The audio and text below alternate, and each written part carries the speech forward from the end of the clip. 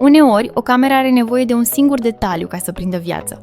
Noi îți prezentăm tablourile metalice cu silueta mașinii tale, realizate din tablă de 2 mm, tăiată la laser pentru linii perfecte, detalii precise și un aspect premium care atrage privirea din prima. Se montează ușor și arată impecabil din orice unghi, fie că îl pui în living, birou sau garaj.